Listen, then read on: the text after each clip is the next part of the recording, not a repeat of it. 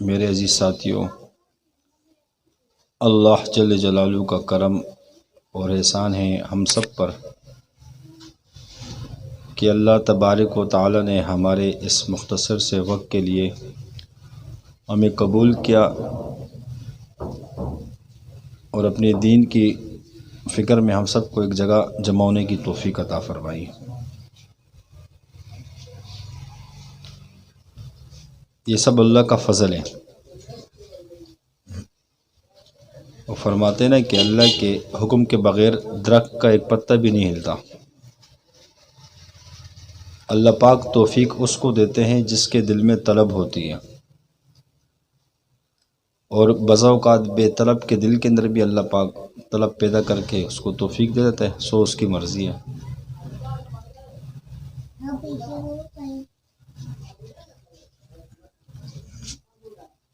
ہم سب کو اللہ کا لاکھوں کروڑوں اربوں مرتبہ شکر ادا کرنا چاہیے کہ اللہ پاک نے ہمیں مسلمان کے گھر میں پیدا کیا ہے۔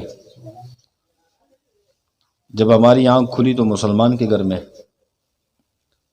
بالفرض اگر اللہ ہمیں کسی یہودی کے گھر میں پیدا فرماتے ہیں یا کسی کافر کے گھر میں تو ہمارا کیا حال ہوتا؟ اللہ جل جلالہ نے بہت بڑا احسان کیا ہے، اور نہ اللہ سے پوچھ سکتے تھے نہ کچھ کہہ سکتے تھے، اس کی مرضی ہے جہاں پیدا کر دیں، جس مخلوق میں پیدا کرے، لیکن اللہ نے اپنے فضل کا معاملہ فرما کے اشرف المخلوقات میں پیدا فرمایا۔ اور پھر اللہ جل جلالہ نے آپ علیہ الصلوۃ والسلام کی امت میں پیدا فرمایا۔ یعنی یہ سب اللہ کی طرف سے سب سے بڑی کرم نوازیاں ہے اور فضل و احسان ہے کہ اللہ پاک نے بن مانگے ہمیں یہ اتنی بڑی بڑی نعمتیں، جو دنیا کی سب سے بڑی نعمت یہی ہے جو اللہ نے ہمیں عطا کی ہے۔ اب جب ہم نے کلمہ پڑھا ہے لا الہ الا اللہ محمد الرسول اللہ، جیسے ہمارے بڑے فرماتے ہیں کہ کلمے کے دو جز ہے، لا الہ الا اللہ یہ ایک جز، محمد الرسول اللہ یہ دوسرا جز ہے۔ لا الہ الا اللہ یقینوں کی تبدیلی، محمد الرسول اللہ طریقوں کی تبدیلی۔ یعنی اب سے پہلے جو ہوا اللہ کے چاہنے اور ارادے سے ہوا، اب جو ہو رہا ہے وہ بھی اللہ پاک کے چاہنے اور ارادے سے ہو رہا ہے، آئندہ جو ہوگا وہ بھی اللہ پاک کے چاہنے اور ارادے سے ہی ہوگا۔ یہ ہے لا الہ الا اللہ۔ اللہ پاک اپنی قدرت میں، اپنی صفات میں کسی کا پابند نہیں ہے، کسی کا محتاج نہیں ہے۔ جب دنیا نہ تھی تب بھی اللہ موجود تھے، دنیا ختم ہو جائے گی تب بھی اللہ باقی رہیں گے۔ دنیا کی ہر چیز کو فنا ہو جانا ہے، لیکن اللہ کی ذاتی عالی ہے، وہ ہمیشہ قائم رہنے والی ہے، بلکہ ہمیشہ کا لفظ بھی چھوٹا پڑ جاتا ہے۔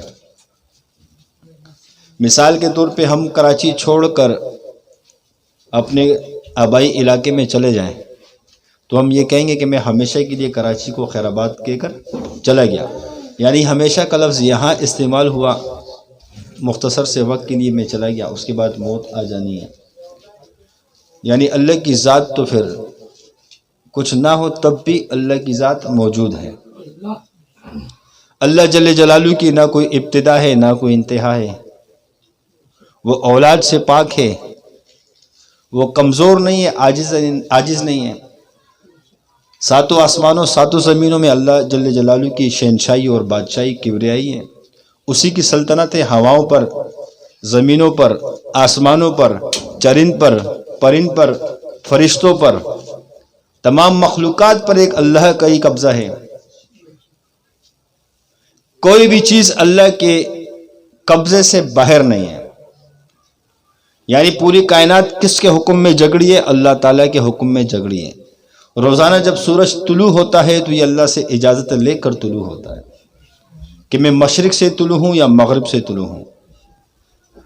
ایک دن ایسا آئے گا کہ اللہ پاک اس سورج سے سورج کو کہیں گے کہ آپ مشرق کی جگہ مغرب سے طلوع ہو جاؤ، وہ قیامت کا روز ہوگا۔ یعنی سورج بھی جب طلوع ہوتا ہے یہ بھی اللہ کے امر سے ہوتا ہے، چاند کا آنا یہ بھی اللہ کے امر سے ہے، بارش کا برسنا یہ بھی اللہ کے امر سے ہے. دنیا آسان الفاظوں میں ہم کہتے ہیں کہ دنیا نے بڑی ترقی کر لی ہے، سائنس نے بڑی ترقی کر لی ہے، لوگ بڑے جدت والے بن چکے ہیں اور سائنس کے اندر بڑی جدت آ چکی ہے. خدا کی قسم سے کچھ جدت نہیں ہے. اللہ پاک جب موسم کو گرم کر دے، سارے سائنس والے آ جائے اس موسم کو ٹھنڈا کر کے بتا دے. اللہ جب برسانا شروع کر دے بارش کو، ساری ٹیکنالوجی والے آ جائیں، ایک بارش کے قطرے کو کوئی روک کر دکھا دے. اللہ کے حکم کے آگے ساری چیزیں عاجز. اللہ پاک ایسی قدرت والے ہیں. اللہ جب زمین کو جھٹکے کا حکم دے زلزلے کی صورت میں، پوری کائنات کے سارے انسان، سارے ڈاکٹر، سارے محقق، سارے علماء، سارے صلحاء، سارے فرشتے، سارے سائنسدان ایک ساتھ ہو جائے، پوری کائنات ایک ساتھ ہو جائے، خدا کی قسم سے ایک جھٹکے کو روک نہیں سکتی. اللہ جل جلالہ ایسی قدرت، ایسی طاقت والے ہیں. میرے بال سفید ہونے کو جا رہے ہیں، میری اتنی طاقت نہیں ہے کہ اپنے جسم پر میرا اختیار چلے، میں اپنے بال کو سفید ہونے سے روک دوں. یہ بھی اللہ کے قبضے میں ہے. میری آنکھوں کی بینائی میں کمی آ رہی ہے، نظر کمزور ہوتی جا رہی ہے، میرا اپنا جسم، اس پر میرا اتنا اختیار نہیں ہے کہ میں اپنی آنکھوں کی نظر کو ٹھیک کر دوں. یہ بھی میرے اللہ کے قبضے میں ہے. حتیٰ کہ جب انسان ایک نوالا لیتا ہے تو یہ نوالا بھی پوچھتا ہے یا اللہ شفا کا ذریعہ بنو، بیماری کا ذریعہ بنو. یہ بھی اللہ کے حکم کے سے وہ ہضم ہوتا ہے. انسان کے جسم کے اندر بھی اللہ نے فرشتوں کا نظام بنایا ہے جس کی ڈیوٹی ہے کہ وہ معدے تک اس کو پہنچانا. یعنی ہمارا نظام، ہمارا جسم ہمارے اختیار میں نہیں ہے. ہمارے ہاتھ پاؤں کے ناخن ہم کاٹتے ہیں، کچھ دنوں میں کاٹتے ہیں. ہمارا اتنا اختیار اپنے جسم پر نہیں ہے کہ میرے ناخن یہ بڑھ رہے ہیں، میں اس کو روک دوں کہ بس اب تو نے بڑھنا نہیں ہے. بھائی میرا جسم ہے، میرا کنٹرول ہونا چاہیے. یہ میرے کنٹرول سے باہر ہے. ہر مہینے میں ہم نائی کے پاس جا کر بال کاٹتے ہیں، میرا اپنے بالوں پر کنٹرول نہیں کہ میں اس کو لمبا ہونے سے، بڑھنے سے روک دوں. یعنی میرا جسم بھی اللہ کے امر کے تابع چل رہا ہے. پوری کائنات اللہ کے حکم میں جگڑی ہوئی ہے. کائنات کا نظام خود بخود نہیں چل رہا. سائنس والے کہتے ہیں کہ کائنات جو ہے نا وہ آٹومیٹک نظام پر چل رہی ہے. کائنات کا نظام کو چلانے والے سے چل رہا ہے. لیکن جب سے اللہ نے کائنات کو تخلیق کیا ہے، پہلے دن سے، کون سے دن سے؟ پہلے دن سے یہ چاند سورج سب چیزوں کا نظام تھا. اور امریکی ادارہ ناسا اس کے تحقیق رپورٹ کے مطابق کہ آسمان پر جو ہمیں نظر آتے ہیں سیارے اور ستارے اتنے ہیں کہ ان کو گننے کے لیے 10,000 یا 10 کروڑ سالوں کی ضرورت ہے کہ یہ کتنے ستارے ہیں. یعنی ہر چیز، اتنی چیزیں اللہ نے پیدا کی ہیں. پھر کہکشاؤں کو الگ پیدا کیا. ایک ستارے میں کتنی کتنی کہکشائیں. یہ سب اللہ کے قبضے میں ہے. لیکن وہ کبھی آپس میں مدار میں ساری چیزیں حرکت کر رہی ہے، چل رہی ہے، لیکن ٹکرتی نہیں آپس میں. اگر سورج کسی چیز سے ٹکرا جائے تو کیا ہوگا؟ یہ سب اللہ کے قبضے میں ہے، سب اللہ کی قدرت میں ہے. ایسے وہ رب طاقت والے، ایسے اس اللہ کا نظام ہے. آج ہم نے اسی رب کو چھوڑ دیا ہے، مخلوق پہ نظر رکھ لی ہے. موسیٰ علیہ الصلوۃ والسلام نے پوچھا، اے اللہ اگر پوری کائنات کی ساری مخلوق تیری نافرمان ہو جائے، اول تو یہ ہے کہ اللہ کی ذات ایسی ہے کہ پوری کائنات کے اندر جتنی مخلوقات ہیں سارے کے سارے اللہ کے سامنے ہر ٹائم سجدے میں رہے، اللہ کی شکر گزاری کرے، تو تب بھی اللہ کی شان میں کمی نہیں آئے گی. وہ بڑھتی جاتی ہے. ہر روز اللہ کی نئی نئی شان ہوتی ہے. اور پوری کائنات کے تمام مخلوقات، انسان نہیں تمام مخلوقات اللہ کے نافرمان ہو جائے، تب بھی اس کی شان میں کمی نہیں ہوگی. وہ ایسی طاقت والا ہے, وہ بے نیاز ہے, کسی کی پرواہ نہیں اسے. یعنی موسیٰ علیہ السلام نے جب پوچھا کہ اے اللہ, کائنات کو جو آپ نے پیدا کیا ہے اس کی ساری مخلوقات, اب یہ کائنات ہے کتنی, پوری دنیا کوئی گھوم نہیں سکتا, آگے سمندر ہے, آبادی پوری دنیا کے گھوم بھی لو, سالوں میں گھوم لو گے, مہینوں میں گھوم لو گے, تیز سے تیز رفتار سواری میں سوار ہو کر گھوم لو گے. آگے ایسے ایسے جنگلات ہیں جہاں تک آج تک کوئی انسان کیا, کوئی سائنسدان بھی نہیں گیا, گئے واپسی نہیں ہے, ختم. خطرناک جنگلات ہے, ایسے سمندر ہے کوئی جاتا ہی نہیں ہے, گیا تحقیق کے لیے گئے, سائنسدان آج تک واپس نہیں آئے. یہ تو ایک رفلی آئیڈیا ہے کہ دنیا بس یہ اتنی دنیا ختم, آگے کتنے پانی کہاں تک ختم ہو رہے, جنگلات کہاں ختم ہو رہے, اس کا اندازہ ہی نہیں ہے کسی کو. جو گیا آج تک واپس نہیں آیا. یعنی کوئی یہ نہیں کہہ سکا کہ بس دنیا کا مدار اتنا ہے, ختم. یہ دنیا, پھر 7 آسمان 7 زمینیں, پھر ستارے, ایک ستارے پر کتنی زمینیں, کتنی کہکشائیں اللہ نے بنائی ہیں. سورج زمین سے 10 گنا بڑا ہے سورج, پھر چاند اور ستارے, وہ تعداد اس کو کوئی گن ہی نہیں سکتا. یہ ساری کائنات, یا اللہ تیری نافرمان ہو جائے تو کیا کرے گا؟ اللہ جل جلالہ نے ارشاد فرمایا, موسیٰ اگر ساری میری نافرمان ہو گئی تو میں ایک جانور کو چھوڑوں گا, ایک لقمے کے اندر سب چیزوں کو ہڑپ کر جائے گا.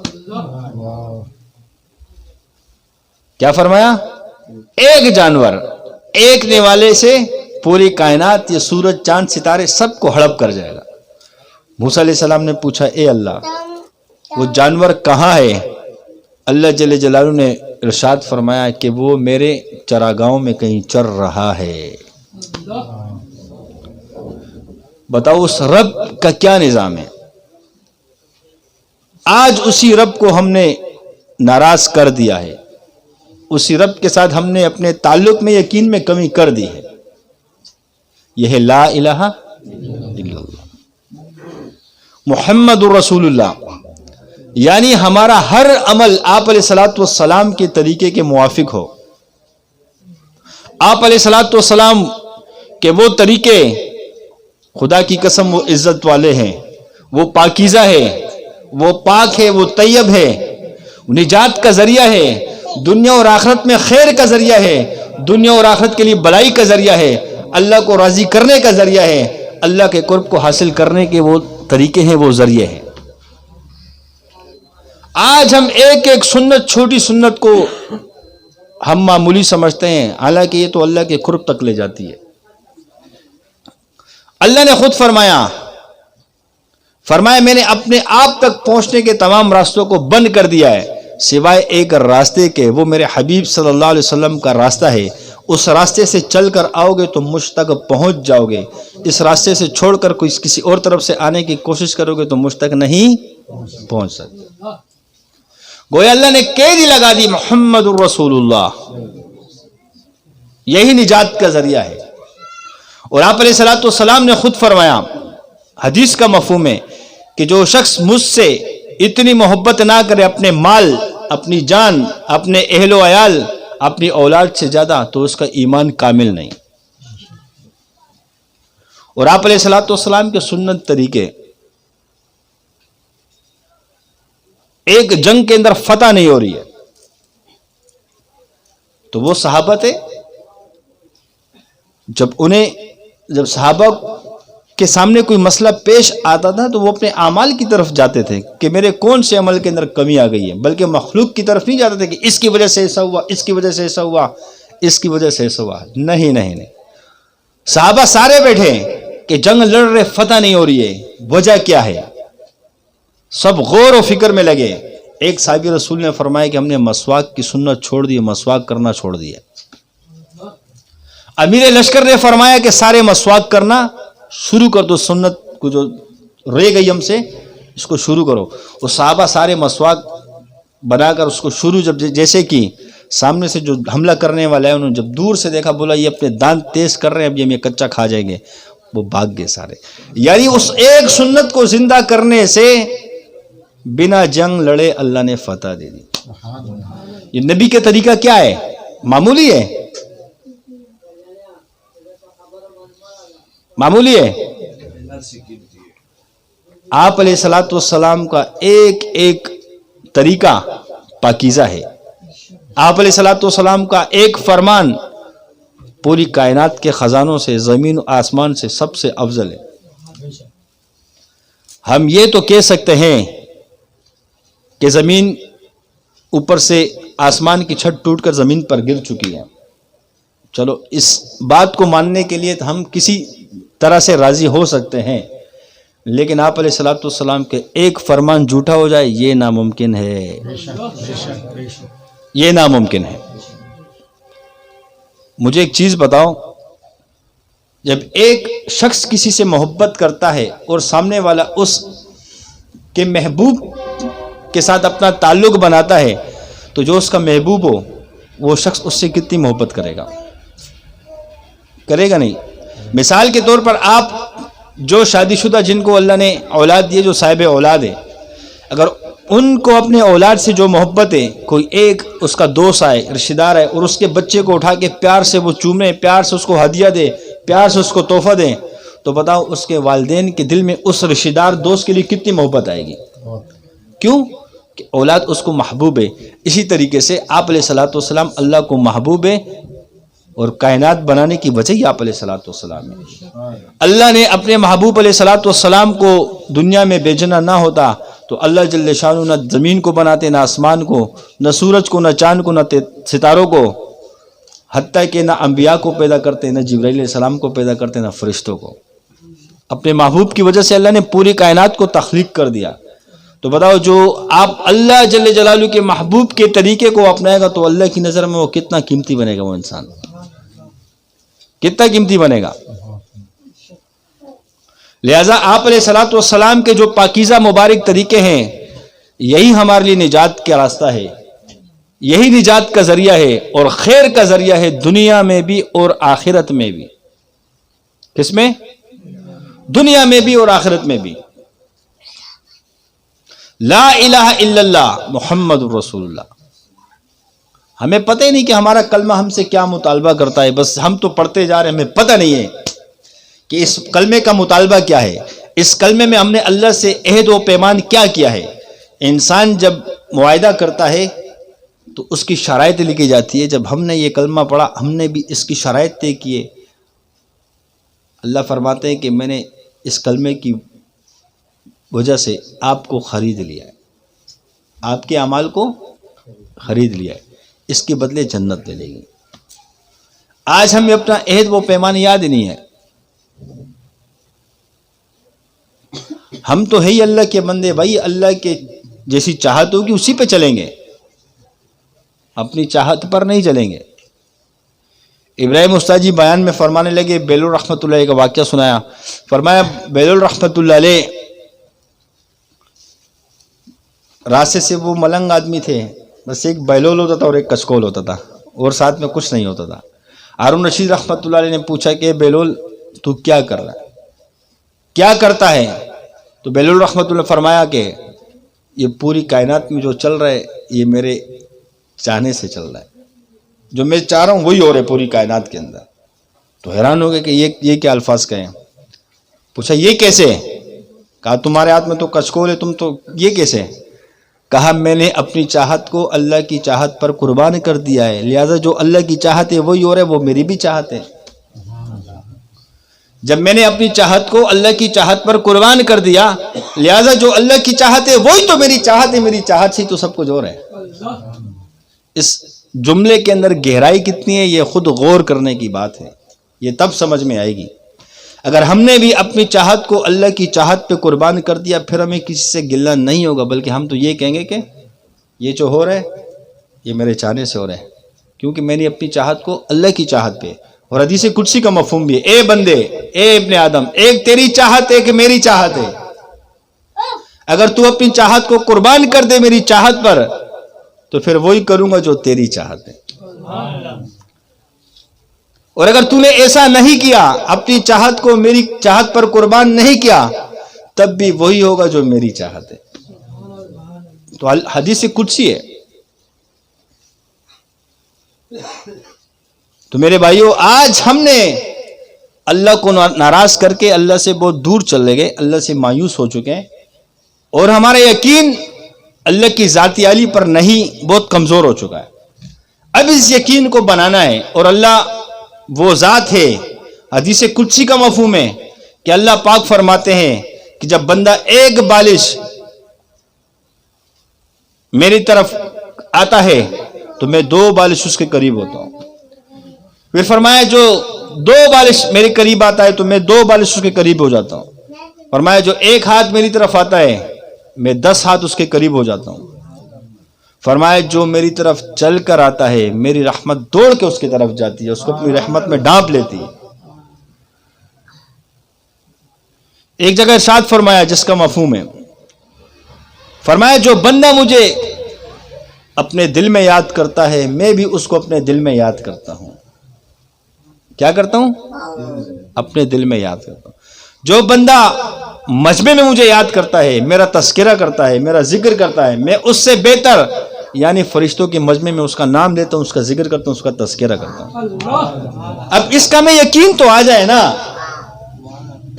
میں کسی کی نظر میں اچھا ہوں یا نہ ہوں, کوئی مجھے اچھا سمجھے نہ سمجھے, اس حدیث پہ تو ہمارا یقین ہو نا کہ میں جو کر رہا ہوں یہ اللہ, اگر میں اللہ کو دل میں یاد کروں تو وہ بھی مجھے یاد کرے, مجھے کوئی یاد کرے نہ کرے مجھے اس سے کوئی پرواہ نہیں ہے, کوئی میری تعریف کرے نہ کرے مجھے اس سے کوئی سروکار نہیں ہے, لیکن میں جس رب کو یاد کر رہا ہوں وہ بھی تو مجھے اپنے دل میں یاد کر رہے نا. میں جس رب کا تذکرہ, اس کا ذکر, اس کی بڑائی, اس کی کبریائی لوگوں کے سامنے بیان کر رہا ہوں, بات کر رہا ہوں, تو اس سے بہتر مجمع یعنی فرشتوں کی مجمع میں اللہ میرا نام لے کر مجھے یاد کر رہے ہیں جس طرح میں کر رہا ہوں. پھر اللہ فرماتے ہیں اے جبرائیل فلاں شخص سے میں اس سے محبت کرتا ہوں, جا تو بھی اس سے محبت کر. تو جبرائیل علیہ السلام بھی اس شخص سے محبت کرنے لگ جاتے ہیں, اور پھر فرماتے ہیں جبرائیل علیہ السلام سے کہ جاؤ آسمانوں کے فرشتوں میں اعلان کر دو کہ یہ شخص مجھے پسند ہے, میں اس سے محبت کرتا ہوں, تم بھی اس سے محبت کرو. آج یقینوں کی کمزوری ہے, جبھی تو نمازوں میں بھی سستی ہے, نمازوں میں مانگنا ہمیں آتا نہیں ہے. کیا نہیں آتا؟ عمر فاروق رضی اللہ تعالیٰ عنہ کے دور کے اندر جب قحط سالی کا زمانہ آیا, غالباً کسی ملک کے گورنر کی طرف خط بھیجا گیا کہ وہاں سے امداد بھیج دو.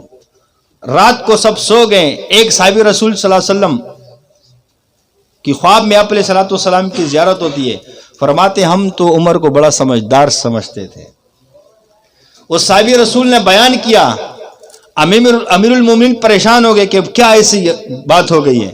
جب سب غور میں لگے, فرمایا جب آپ علیہ الصلوۃ والسلام کے دور میں جب کوئی مصیبت آتی تھی ہم نفل نماز میں کھڑے ہوتے تھے, آج ہم نے فلاں ملک سے امداد مانگی ہے تو سب نمازوں کی طرف متوجہ ہوئے, اللہ نے برسانا شروع کر دیا, غلوں کو اگلنا شروع کر دیا اللہ نے. کیوں؟ یقین کے اوپر اور نبی کے طریقے پر. آج اگر ہم یہ نبی کا طریقہ ہے, آپ علیہ الصلوۃ والسلام جب کوئی سخت امر پیش آئے تو کس طرح متوجہ ہوتے تھے؟ نماز کی طرف. جب آندھی آتی تھی آپ علیہ الصلوۃ والسلام نماز کی طرف متوجہ ہوتے تھے. جب چاند گرہن ہوتا تھا آپ علیہ الصلوۃ والسلام نماز کی طرف, فرائض کی بات نہیں کر رہا, نماز کی طرف متوجہ ہوتے تھے. اور جب سورج گرہن ہو تب بھی نماز کی طرف متوجہ ہوتے تھے. آج ہم نے اس نمازوں کو چھوڑ دیا ہے. آپ علیہ الصلوۃ والسلام کے طریقے, میں اپنی بات کروں, میں کسی پہ کیا بات کروں, میں خود دلدل میں پھنسوں تو میں کسی پہ کچھ نشانہ تو نہیں لگا سکتا. ان تمام مرض کے اندر میں خود مبتلا ہوں. یعنی ہم نے آپ علیہ الصلوۃ والسلام کے پاکیزہ طریقوں کو چھوڑ دیا. جب دل کے اندر ہم سب کے پریشانی, کوئی مصیبت آتی ہے, وہ اتنا بڑا وہ ٹینشن بن جاتی ہے کہ ہم دن رات اس پہ سوچتے ہیں, حالانکہ یہ نہیں کرتے کہ جاؤ وضو بناؤ نماز کی طرف متوجہ ہو جاؤ. آج ہم نے نبی علیہ الصلوۃ والسلام کے طریقوں کو چھوڑ دیا, اور اگر بالفرض ہم اس عمل کو کر بھی لیتے ہیں تب بھی ہم سمجھتے ہیں کہ ہم شیخ عبد القادر جیلانی ہیں کہ فوراً ہم نے نماز بھی ٹھیک پڑھی اور ہمارا مدد فوراً ہو جائے. تب بھی کہتے ہیں کہ اللہ میری قبول ہی نہیں کرتا. ایسے ہم مایوس ہو جاتے ہیں. ایوب انصاری رضی اللہ تعالیٰ عنہ استنبول میں قبر ہے. یہ وہ صحابی ہے کہ فرمایا کہ مجھے یعنی جسم سے بڑے ہیوی تھے. فرمایا کہ جب صحابہ ان سے کہتے تھے کہ تم اللہ کے راستے میں نہیں ہو، عذر ہے تمہارا، فرمایا قرآن کی یہ آیات مجھے چھوڑتی نہیں ہے گھر پہ، کہ اللہ فرماتے ہیں کہ اوجل ہو یا بوجل ہو جیسے بھی ہو الہار میں اللہ کے راستے میں نکلو. کہا یہ آیات مجھے چھوڑتی نہیں ہے گھر پہ. بیماری کی حالت میں بھی اللہ کے راستے میں چل رہے تھے، اور اپنے جماعت کے امیر سے ایک نصیحت کی، وصیت چھوڑی کہ میں مر جاؤں میری لاش کو بھی اللہ کے راستے میں گھماتے رہنا، اور جہاں تم تھک جاؤ وہیں قبر خود کے دفنا دینا. اللہ نے ویسی معاملہ کیا. استنبول میں قبر ہے ایوب انصاری رضی اللہ. آئے آپ علیہ الصلوۃ والسلام کے بعد فرمایا یا رسول اللہ، پہلے بیگم کے پاس گئے، گھر پہ گئے. جب گھر پہ جاتے ہیں بیگم سے پوچھا ہے کچھ کھانے کے لیے؟ وہ بھی صحابیہ رسول تھی. فرمایا کچھ نہیں ہے. کہا تم بھی وضو بناؤ میں بھی وضو بناتا ہوں. گھر پہ تم نماز پڑھو میں مسجد میں جا کے نماز پڑھتا ہوں. وضو بنا کے نماز پڑھنے چلے گئے. نماز پڑھ کے دعا کر کے واپسی آئے. گھر پہ آئے بیگم سے پوچھا اللہ کی مدد آئی؟ کہا نہیں آئی. تو یہ نہیں کہا کہ میں تو صحابی رسول اللہ نے میری سنی نہیں، میں نے تو نبی علیہ الصلوۃ والسلام کا مرید ہوں، شاگرد ہوں. تو کیا سوچا کہ شاید نماز میں کوئی کمی ہو یا وضو میں. بیگم سے کہا تم دوبارہ وضو بناؤ، میں بھی دوبارہ وضو بنا کے نماز پڑھتے ہیں. دوبارہ پڑھی، پھر آئے، اللہ کی مدد آئی؟ نہیں آئی. کہا دوبارہ وضو کرو. یعنی اپنے اعمال پہ نظر گئی. ممکن ہے میرے عمل میں کمی ہو سکتی ہے لیکن نبی کے طریقے میں کمی نہیں ہو سکتی ہے، کیونکہ آپ علیہ الصلوۃ والسلام کا بتایا طریقہ ہے کہ جب بھی پریشانی میں مبتلا ہو تو کہاں جاؤ؟ نماز کی طرف متوجہ ہو جاؤ. تو پھر جب تیسری بار اس عمل کو دہرایا گیا، پھر جب گھر پر آتے ہیں اہلیہ سے پوچھتے ہیں. اہلیہ فرماتی ہیں کہ وہ گھر میں وہ چکی تھی آٹے والی، وہ خود بخود چلنا شروع ہو گئی. میں نے اتنا آٹا بھرا کہ گھر کے سارے برتن بھر گئے اس سے. لیکن انسان تو انسان ہے نا، پریشان ہو گیا کہ چکی خود بخود چلنا کیسے شروع ہو گئی. اس چکی کو اٹھایا، پاٹ کھولا، دیکھا ایک گندم کا دانہ تھا. اس کی برکت سے اللہ نے چلانا شروع کیا. آپ علیہ الصلوۃ والسلام کے پاس یہ ماجرا پیش کیا، یا رسول اللہ اس طرح ہو. آپ علیہ الصلوۃ والسلام نے فرمایا اگر اس چکی کو تم اٹھاتے نہیں، دیکھتے نہیں تو یہ قیامت تک چلتی رہتی. اس لیے کہتے ہیں کہ جو اللہ دے اس کو چھپایا کرو، یہ یہی ہوتا ہے، ورنہ رک جاتا ہے پھر. اس لیے ہمارے حضرت فرماتے ہیں اللہ کی مدد ہو، بس اس کو ساتھیوں کے سامنے یہ بیان نہیں کرو کہ میرے ساتھ اللہ کی یہ مدد ہے، بس اس کو پیو ورنہ رک جائے گا معاملہ. یعنی تو صحابہ کا تعلق کس سے بنا؟ آپ علیہ الصلوۃ والسلام اللہ کی ذات کا یقین ایسے تھا کہ اس عمل کو کروں گا آپ علیہ السلام کے طریقے پہ تو اللہ میرا یہ مسئلہ حل کرے گا. اللہ کی ذات کا یقین تھا. آپ علیہ الصلوۃ والسلام کے مبارک طریقوں پر اتنا یقین تھا کہ عمل اپناتے فوراً اللہ مسئلہ حل کرتا. حضرت انس بن مالک رضی اللہ عنہ، ایک باغ کے اندر پانی نہیں ہے، غلام سے کہا لوٹے میں پانی لائے اور مصلی وضو بنا کر مصلی بچھایا، 2 رکعت نماز پڑھی. جب نماز پڑھی تو مصلی کو جب اٹھایا، کہا یہاں سے کھودنا شروع کو. بس صرف انہوں نے ہاتھ ڈالنے کی دیر تھے، صرف کھودنا شروع کیا، پانی کے چشمے نکلنا شروع ہو گئے نماز کی برکت سے. کیا میری اور آپ کی نماز میں یہ تاثیر ہے؟ اس کو بنانا پڑے گا، نمازوں کو ایسے بنانا پڑے گا. ایک کلی کا واقعہ حضرت شیخ الحدیث مولانا زکریا رحمۃ اللہ علیہ لکھے فضائل اعمال کے اندر کہ ایک کلی غالباً ایک کلی تھا، لوگوں کا سامان خچر گھوڑے اس پہ لے جاتا تھا. ایک شخص ملا، کہا مجھے فلاں راستے تک جانا ہے، گدھے پہ سوار کر دو. کہا بیٹھ جاؤ. وہ جاتے جاتے جو پیچھے سوار بیٹھا تھا سواری، اس نے کہا اس مالک سے کہا کہ میں تمہیں ایک مختصر سے راستہ بتاتا ہوں، اس منزل تک جلدی پہنچ جائیں گے. کیا کریں گے؟ جلدی پہنچ جائیں گے. اور اس راستے پہ سبزہ بھی ہے، وہاں آپ کا گدھا جو ہے نا یہ سبزہ بھی کھا لے گا، یعنی ان کا پیٹ کا بھی کام چل جائے گا. تو بہرحال اس کی باتوں پر چلتے چلتے چلتے وہ راستہ کہیں سنسان ویران قبرستان پہ ختم ہوا. دیکھا کہ ہر طرف کوپڑیاں ہی کوپڑیاں پڑی ہیں. گھبرا گئے. اور وہ چور تھا، ڈکیت تھا. جیسے اترا خنجر نکالا، کہا گھوڑا بھی دو اور مال بھی دو. اور پھر اس کی ایک عادت تھی، کہا میں جب کسی کو لوٹ لیتا ہوں تو پھر اس کو قتل بھی کر دیتا ہوں. چھوڑتا نہیں ہو زندہ. یہ سب کھوپڑیاں وہی ہے کہ میں سب کو لے کر آیا, یہیں سے ان کو لوٹ مار کی, ان سے یہی کھوپڑیاں انہیں کی جن کو میں نے قتل کیا. اس نے کہا, کلی نے کہا خدا کا واسطہ مجھے قتل کر لینا منع نہیں کرتا, لیکن مجھے 2 رکعت نماز پڑھنے دو. کہا ان سب نے یہی کہا تھا 2 رکعت پڑھنے دو, ان کی نماز سے ان کو کوئی فائدہ نہیں دیا, تو بھی چاہتے تو بھی پڑھ لے, اس کے بعد قتل کر لوں گا. یعنی اتنی کھوپڑیاں پڑھی ہیں, ان کی نمازوں نے ان کو فائدہ نہیں دیا, آپ بھی پڑھ لو. وہ جیسے نماز میں کھڑے ہوئے اور حضرت شیخ صاحب نے وہ آیات پہ لکھی ہے, جب اس آیات کو پڑھنا شروع کیا, دیکھا کہ ایک گھوڑے پہ ایک شخص سوار آیا, ہاتھ میں تلوار, اور جیسے اس نے اس کو قتل کرنے کا ارادہ کیا, گھوڑ سوار آیا, اس نے اس چور کی گردن کو اڑا کے پھینکا, اس کی پوری لاش جل گئی. پوچھا اس سے کہ آپ کون ہو؟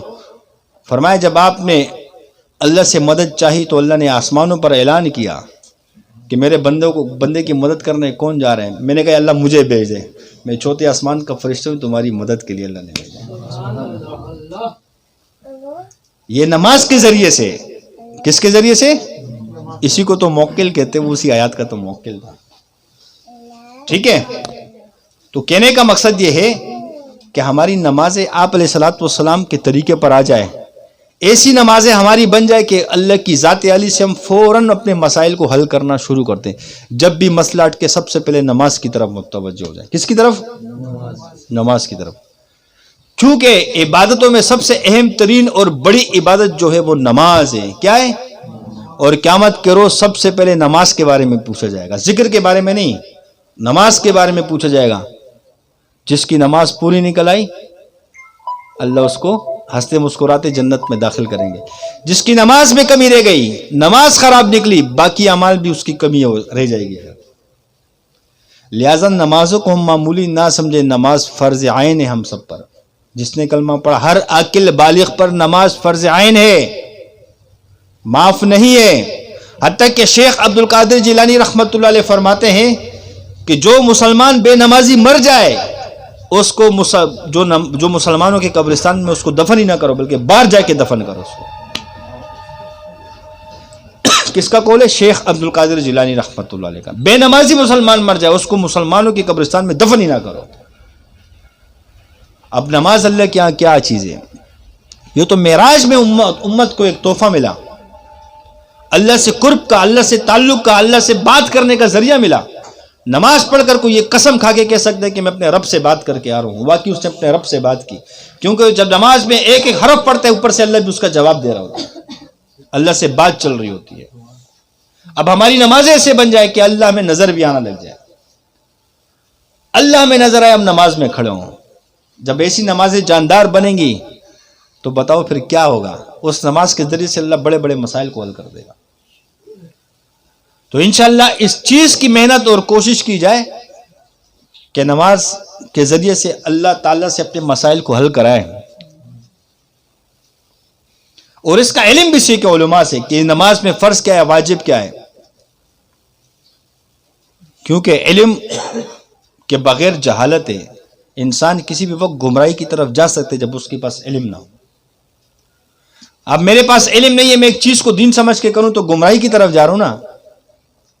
لیکن جب علم ہوگا, پتہ ہوگا, تو اس گمراہی سے انسان رکے گا, بچنے کی کوشش کرے گا. اور اگر وہ گناہ ہو بھی جائے کسی سے تو وہ توبہ بھی کر لے گا. لیکن ایک شخص کے علم میں نہ ہو, اس کے پاس علم ہی نہ ہو کہ یہ گناہ ہے یہ ثواب ہے, تو وہ گناہ کو نیکی سمجھ کے کرو تو کبھی توبہ کرے گا؟ وہ نہیں کرے گا. لہٰذا اسی لیے علماء سے ہم سب کا تعلق ہو, علماء سے ہم سب کا تعلق ہو, کیونکہ علماء جو ہے نا انبیاء کے وارث ہیں. علماء کے ساتھ ہمارا تعلق ہو, ان سے مسائل سیکھیں, ہر مسئلے کو پوچھ کے اپنی زندگی میں جو نا اپنے مسائل کو سیکھیں. اپنے رسم و رواج کی طرف ہم نہ جائیں, بلکہ آپ علیہ الصلوۃ والسلام کے مبارک طریقے کی طرف جائیں. گھر کے اندر بچہ پیدا ہو جائے, اپنے خاندان کے رسم و رواج کی طرف نہ جائیں, بلکہ علماء کے پاس چلے جائیں, ان سے پوچھیں کہ یہاں نبی علیہ الصلوۃ والسلام کا طریقہ کیا ہے. سمجھ آ رہی ہے بات؟ یعنی گھر کے اندر کوئی خوشی کا موقع ہے، فوت کی ہو جائے، تب بھی ہم کس کی طرف جائیں؟ ہم علماء کی طرف جائیں، ہم اپنے خاندانی اور علاقے کے رسم و رواج کی طرف نہ جائیں، ہمارا ہر طریقہ آپ علیہ الصلوۃ والسلام کے موافق ہو. خوشی آئے غم آئے، ہم علماء سے اپنا تعلق بنا کے رکھیں، علماء سے اس چیز کو سیکھیں. مطلب کسی کے گھر میں فوت کی ہو جاتی ہے، میں اپنے خاندان کے رسم رواج کروں گا کیا؟ بڑے شرم کی بات ہے کہ گھر میں کسی کی والدین رخصت ہو جائے، بچے رخصت ہو جائے، بھائی بہن میں سے کوئی رخصت ہو جائے اور وہ اپنے رسم و رواج کے مطابق چلے. یعنی موت کے وقت بھی رسم و رواج کو اپنایا جائے. خدا کی قسم سے اس سے بڑی جو نا تباہی کی بات کیا ہو سکتی ہے کہ موت کے وقت بھی مردے غم میں بھی ہم اپنے رسم و رواج کو جو نا اہمیت دیں. بلکہ ہم تو علماء سے تعلق بنائیں، علماء کے پاس جائیں، ان سے پوچھیں کہ اب گھر کے اندر یہ انتقال ہو گیا، لہٰذا آپ ہمیں آپ علیہ الصلوۃ والسلام کا طریقہ بتا دو کہ آپ علیہ الصلوۃ والسلام کا اب اس کے جو 3 دن ہے یا جو بھی ہیں یہ کیا طریقہ کار ہے. علماء سے سیکھیں. بیٹی کی شادی کا مسئلہ ہو، علماء کے پاس جائیں، علم سیکھیں ان سے کہ آپ علیہ الصلوۃ والسلام کا کیا طریقہ ہے، بیٹی کو کس طرح شادی کرانی چاہیے. بیٹی کی بیٹے کا شادی کا مسئلہ ہو تب بھی علماء سے پوچھیں. اپنے خاندانی رسم و رواج کو چھوڑیں، خاندان کے رسم و رواج ہمیں گمراہی تباہی کی طرف لے جائیں گے، آپ علیہ الصلوۃ والسلام کے مبارک طریقے ہمیں جنت کی طرف لے جائیں گے. نقشے قدم ہے، کس طرح وہ شعر ہے،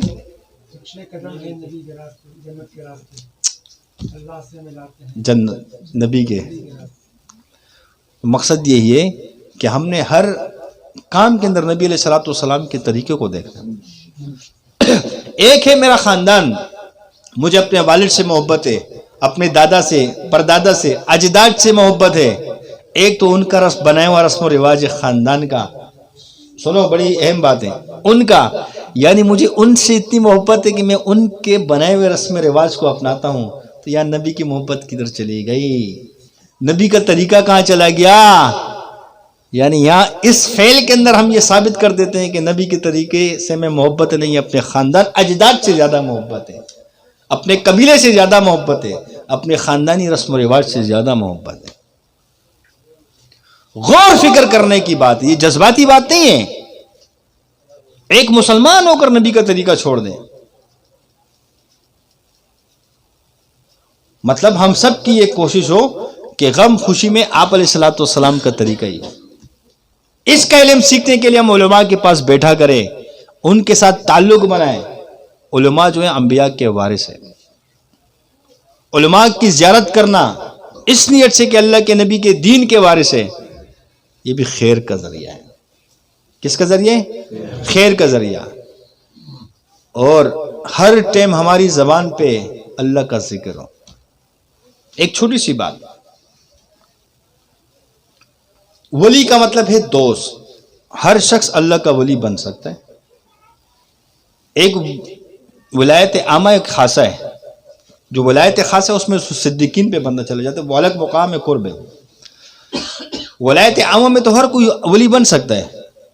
ولی بننے کے لیے اس کے سنگ تو نہیں ہوتے کہ اس کے سنگ ہوں گے، لمبے لمبے کان ہوں گے، لمبے لمبے دانت ہوں گے، یا کوئی اس کی مخصوص اسٹیمپ ہوگی اس کے اوپر. ایسا ہے. ولی کا معنی کیا ہے؟ دوست. اب مجھے بتاؤ، میں اور قاری صاحب راستے پہ چلتے ہیں، ہر ٹائم ساتھ ہی گھوم رہے ہوتے ہیں، مراد بھائی ہم تینوں ساتھ ہی ہر جگہ گھوم رہے ہوتے ہیں. لوگ کیا کہتے ہیں کہ یہ کون ہے؟ کیا ہے؟ دوست ہے. یہ تو نہیں کہتے بھائی ہے یا رشتہ دار ہے، دوست ہی کہیں گے نا، کیونکہ اس کا ہر ٹائم بس ایک ساتھ ہی رہتے ہیں. وہ جو ہر ٹائم اللہ کا ذکر کرے وہ بھی تو اللہ کا دوست، اللہ کے ساتھ ہی رہتا ہے نا. سمجھ میں آئی؟ اب اس دوستی کو اصل میں کرنا ہے پکا مضبوط. مجھے بتاؤ، جب دوست سے نہ ملے دل پہ بوجھ ہوتا ہے نا کہ یار آج میرا دوست کیوں نہیں آیا. ہوتا ہے کہ نہیں؟ ایمانداری سے کہو. محبت ہوتی ہے نا آپس میں. وہ دن بیکار سا گزرتا ہے کہ نہیں گزرتا؟ گزرتا ہے کہ نہیں؟ تو اس طریقے سے جب اللہ اور ہماری دوستی آپس میں، جس دن ہم ذکر کم کرتے ہیں تو اللہ بھی سوچ رہا ہوتا ہے کہ بندے نے آج ذکر کیوں نہیں کیا.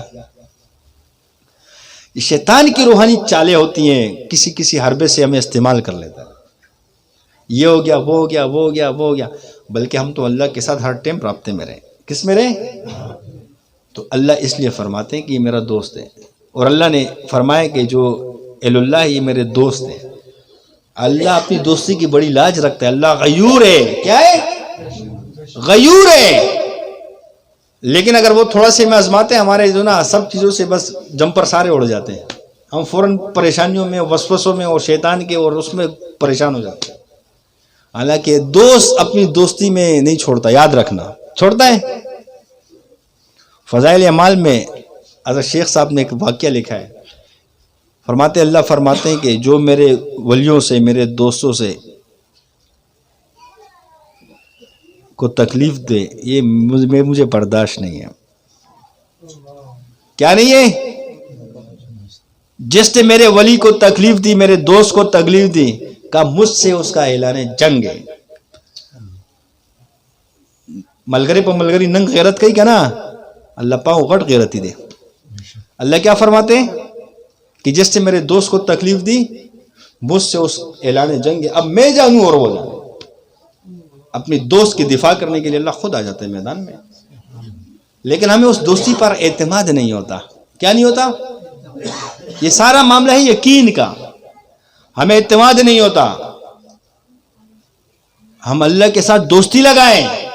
مجھے ایک بات بتاؤ، میں گھر میں پریشان تو ہوتا ہوں، گھر میں کسی چیز کی ضرورت پڑتی ہے، اور وہ ضرورت کو پورا کرنے کے لیے میرے پاس وسائل یا اسباب مہیا نہیں ہوتے، میں اپنی پریشانی اپنے دوست کو بتاتا ہوں، قریب تعلق والوں کو بتاتا ہوں کہ نہیں؟ تو جب میں ان کو بتاتا ہوں تو اللہ کو کیوں نہیں؟ اللہ کو بھی دوست بناؤں نا، یا اللہ تو میرا دوست ہے، آج میں اپنا سارا کیس تیرے سامنے رکھوں، میری مدد کر بابا، یا میں پھنس چکا ہوں، تو میرا دوست ہے، میری مدد کرنی ہے آپ نے۔ اور اللہ تو خوش ہوتا ہے کہ اس طرح کوئی باتیں اللہ سے کریں، وہ تو رب ہے، وہ تو خوش ہوتا ہے۔ حالانکہ بنی اسرائیل کا ایک شخص تھا، اس نے یہ کہا کہ یا اللہ تو میرے سامنے ہوتا، میں تیری کنگھی کرتا، میں تیرے سر کی مالش کرتا۔ حالانکہ اللہ تو وجود سے پاک ہے۔ یعنی محبت میں کیا الفاظ کہیں۔ جب موسیٰ علیہ السلام غالباً وقت کا جو نبی موسیٰ علیہ السلام تھا، غالباً جب دیکھا تو غصہ کیا، اللہ نے وہی نازل کی، چھوڑ، اس سے باتیں کر رہے، مجھے اس کی یہ انداز پسند ہے، لیکن کیا اس کو طریقہ نہیں آتا، لہٰذا آپ اس کو طریقہ سمجھا دو صرف، کہ اس رب جو ہے وہ ذات سے پاک ہے، شکل صورت سے پاک ہے، بس تھوڑا اس کو ترتیب سمجھا دو، باقی محبت میں باتیں کر رہے ہیں مجھ سے۔ تو جو شخص اللہ سے رات کو یا دن کو کسی بھی وقت بیٹھ کے باتیں کرتے ہے، گپ شپ کرتے ہے، اس کو تو مزہ آتا ہے۔ اللہ کو، اللہ نے تو پیدا اس لیے کیا کہ مجھ سے باتیں کرے، کوئی مجھ سے تعلق بنائے، ورنہ ہم کس لیے پیدا کیا بھائی؟ اس لیے تو پیدا کیا۔ نماز کیا ہے؟ اللہ سے باتیں کرنا تو ہے، اور کیا ہے؟ یہ تو اللہ نے بہانہ ڈھونڈا کہ تم پہ فرض کر دیا کہ مجھ سے بات کرو۔ وہ تو اتنا چاہتے کہ میرا بندہ مجھ سے بات کرے۔ فرمایا نہیں حدیث قدسی کا مفہوم کہ جو ایک بار اس قریب آتا ہے میں 2 بار اس کے قریب ہوتا ہوں، وہ تو اللہ خود چاہتے کہ میں قریب ہو جاؤں۔ آپ باتیں کرنا شروع کرو، اللہ تم سے زیادہ باتیں کرے گا۔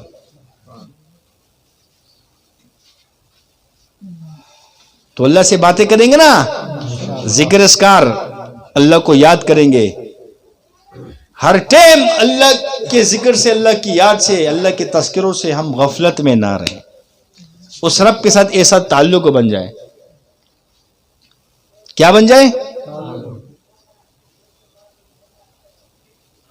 ایسا تعلق بن جائے، اور ساتھ میں ہر انسانیت کے ساتھ محبت سے پیش آئیں گے۔ کس سے پیش آئیں گے؟ کیوں؟ اگر ایک شخص مجھ سے محبت کرتا ہے، کس سے محبت کرتا ہے؟